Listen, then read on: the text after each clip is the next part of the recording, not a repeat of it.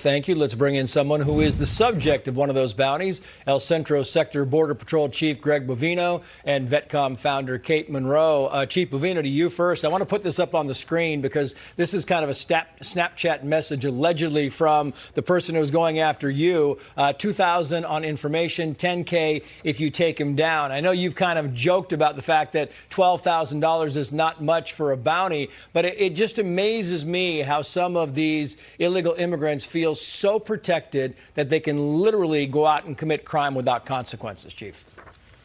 Well, good evening, Trace, and thanks for having me. You're right. When an illegal alien feels comfortable enough to place a bounty on an American citizen's head, much less a law enforcement officer, we've got problems. And Trace, that's why we're here in Chicago. That's why the National Guard was deployed to Chicago.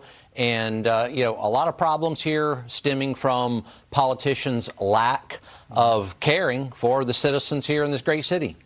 Yeah, it really is. I mean, it's kind of unbelievable. And I've said this before, but I have never seen in my career, Chief, and we'll talk a minute about this, I've never seen any time in my career where cops didn't defend other cops. I don't care where you were from. I've just never, ever seen that. And that is city leader responsibility right there. Tricia McLaughlin for DHS said this about the additional bounties. Watch. We actually just found out from recent reporting that there's more bounties. We have reports $2,000 for a single ICE agent to be killed, $5,000 for a mid-tier officer. It's really disgusting what's happening. Wow. It is disgusting, Kate Monroe, and now there's information coming out that some of these bounties to assassinate ICE agents coming from Mexico. What do you think? They're coming from Mexico. That's a huge shocker. Yeah, the amount of damage we are doing to countries like Mexico, to Venezuela, not only with them trafficking people in, but with them trafficking drugs in. It isn't a wonder that they're a little bit PO'd about it. But, do people think they're running around in a John Wick movie? You're just putting bounties on people's heads casually over social media? What day and age do we live in that we can't immediately find these people that are texting these things and go and get them with some immediacy? I don't understand it. Yeah, exactly right. Meantime, Chief, FoxNews.com writes the following here. President of the Portland Police Association told Fox News Digital he wants to work with the feds to identify an approach to solve the city's crime issue.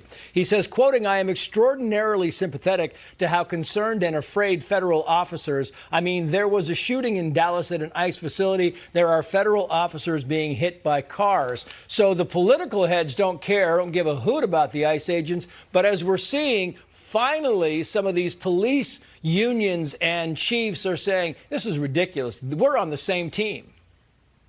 Exactly, Trace. The rank and file in Chicago or Portland, we are on the same team. We get a lot of support from those rank and file police officers here in Chicago. And sooner or later, if someone doesn't do something, and we're talking about those political leaders, people are going to die. People are going to get shot, and we're going to have a very bad situation on our hands. It's better if the police and the federal agencies work together to go ahead and stamp out these transnational terrorist organizations now before something bad happens.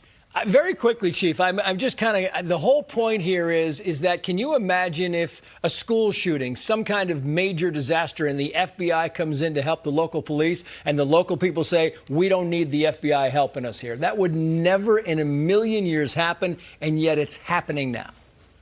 Yeah, it's unbelievable, and that's a lot of these cities, the Chicagos, the Portlands, and we saw it in Los Angeles as well, Trace. It's unconscionable that local police are prevented from assisting us in a lawful Title VIII immigration mission. We're going after the worst of the worst, some very bad actors here. Let's get them off the streets. Yeah, amen. Meantime, DHS Secretary Kristi Noem said the following here. Watch. We're purchasing more buildings in Chicago to operate out of. We're going to not back off. In fact, we're doubling down, and we're going to be in more parts of Chicago in response to the people there. We're looking at new facilities to purchase there in Portland, too, and we're going to double down. And it feels to me like if DHS is doubling down, Kate, that maybe some of these city leaders and these state leaders are also planning to double down. I mean, it's a scary scenario. I don't understand the doubling down against someone who's trying to clean up your city. I have walked in Portland multiple times. I had a lady smoke fentanyl over my head.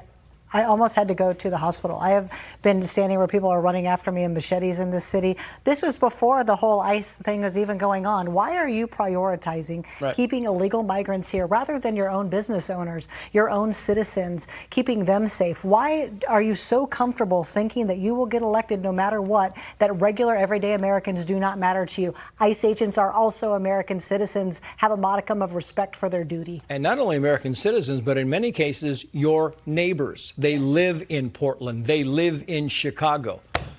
Chief Bovino, Kate Monroe, thank you both. Thank you.